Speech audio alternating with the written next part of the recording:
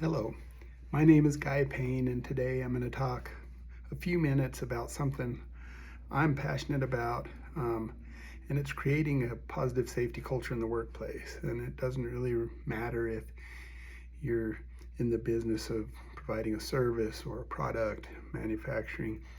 Um, my background, I was a lineman, I climbed power poles and worked on high voltage power lines for the first half of my career. And then the second half of my career, I've been in leadership. So a number of different leadership positions. Right now, I'm the CEO of a power company. Um, so I'm passionate about safety, but it is so interwoven with leadership that you can't have one without the other. You can't create a positive safety culture without great leadership. When I walk into a new organization, I generally ask, what is the current state of your safety culture? Where do you think you all are at? And I always get the same answer. From 1 to 10, everyone thinks they're probably around a 8. And but what I've found over the years, there can be a skewed perception of where we're at, kind of when it comes to safety culture. How safe do we work? How much do we own safety? And there's different stages. Some people, it's instinctual. Hey, I don't want to get hurt, so I work safe. I pay attention. That's one thing, and that's kind of a reactive state. And then there's more of a dependent state where, managers make rules and they roll out safety training, and it's a condition of employment. And so, people are doing safety to follow the rules. Some people, take it to kind of another level, and safety's about taking care of my family and taking care of myself, and being able to enjoy my hobbies and being able to go home at the end of the day just like I showed up to work. But where we really want to get, and I think there's a lot of growth in most of the companies I've been in, and again, think about this. We work on high voltage power lines. We're still in the top 5, top 10 most dangerous industries in the world. And over the years, I've seen some horrible things. I've been to friends' funerals, coworkers' funerals. I've been to hospitals to visit coworkers that had life-changing injuries. So that's what makes me so passionate about this.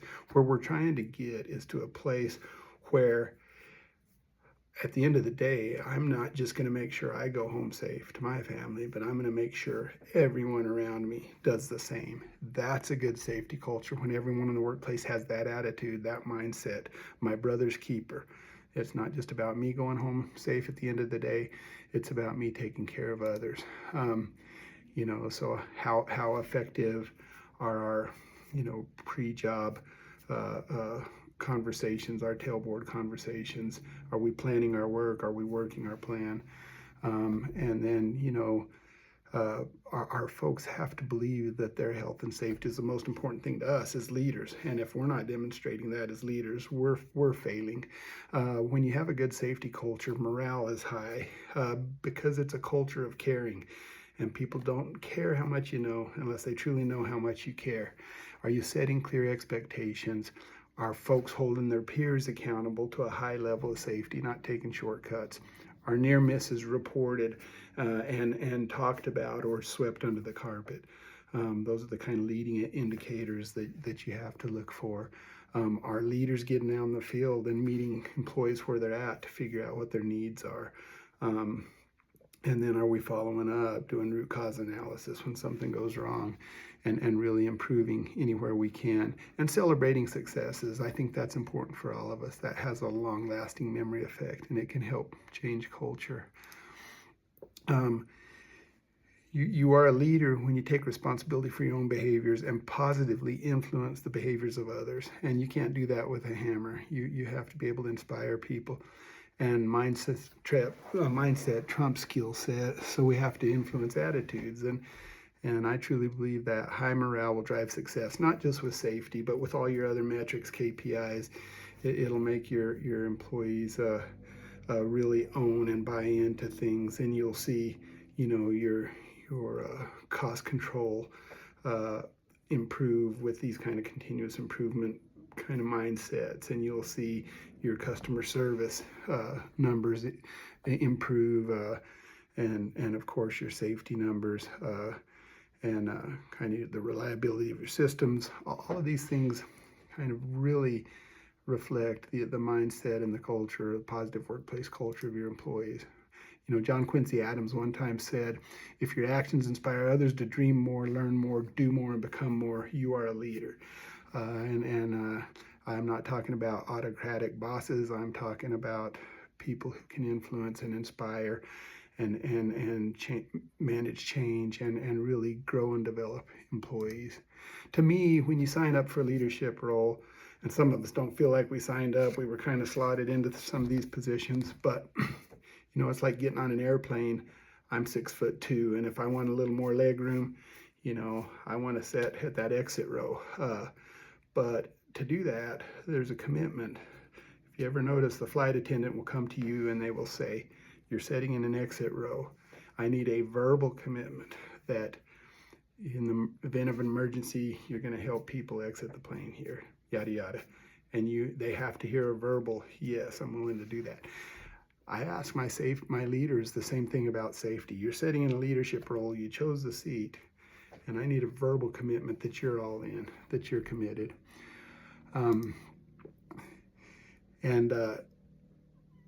To me, I hear some people say, well, safety is a top priority. To me, it is not a priority. It's a value, because priorities can change, values remain steadfast.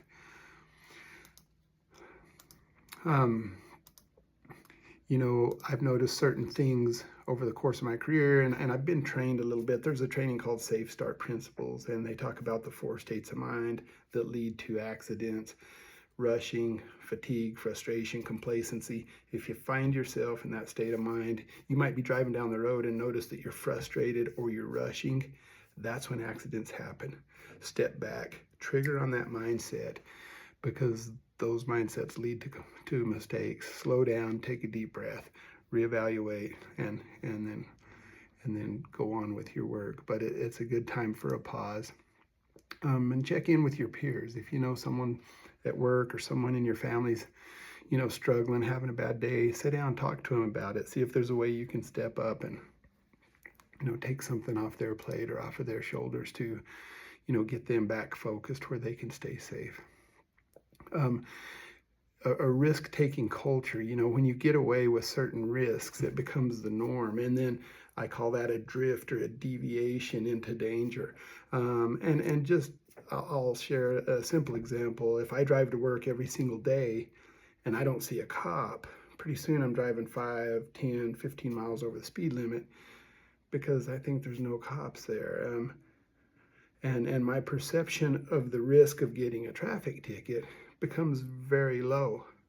But what happens the day after I get that ticket?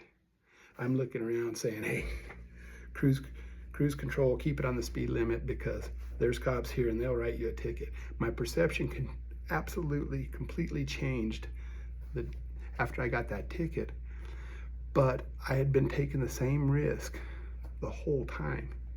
Just the perception of the risk changed, and that happens to us in the workplace. If you're in your shop at home, you know, or you go out and run a weed eater in your yard to trim the edges of your yard, and you don't wear any safety glasses, the risk is the same every single time you do that. But the perception of risk changes once something hits you in the eye and you have to go to the doctor to get something out of your eye. So, you know, be aware of the true risks and don't have a distorted perception of how much risk you're taking because you've been getting away with it. And that deviation, that drift can get you in trouble. These unsafe habits and behaviors, they ease into the workplace slowly over periods of time. And then when they become the norm, they might not even hurt you. But then you might have a fatality with somebody that you trained, somebody that you brought into the workplace because they learned shortcuts from you. So always keep in mind, we've got to train the new people in the trade a lot safer than what we learned, because the path is smooth that leadeth unto danger, said William Shakespeare. So having a laser-like focus on and correcting at-risk behaviors is the best way to ensure that all your employees return home safely to their families every day. You know, I think it's important to always have the courage to step up. If you see something safe, speak up, and stop. You might be riding in the vehicle with a friend and the friend is driving, and hey, just gonna reply real quickly to this text. Lean in, say, hey, let's just wait till we pull over, or let me drive, or something. Now, I call that stop work authority. Some companies call it timeout. If you have a bad gut feeling about something, don't assume that the other person has identified the risk and is working on mitigating it somehow. You've got to lean in, step up, have the courage to speak up, because you'll always regret it if you don't speak up and somebody gets hurt. So, I call that stop work authority, and I give every single person in our organization that authority. You might be the first day on the job. If you see something you don't like, speak up, call a timeout, stop, discuss everything, figure out how to mitigate the hazards you see, make sure everyone's on the same page and they understand everything. You have to be committed to trying to get to a place where there's zero injuries in the workplace. So, think about what your legacy will be when it comes to productivity. I tell the folks I work with that help run this organization, I don't look back at any point in my career and say, wow, look how much work I got done on this specific day. But the days that someone got seriously injured, or the day that there was a fatality, you never forget that. It puts a black mark on your entire career. So you don't want to look back at those things in regret.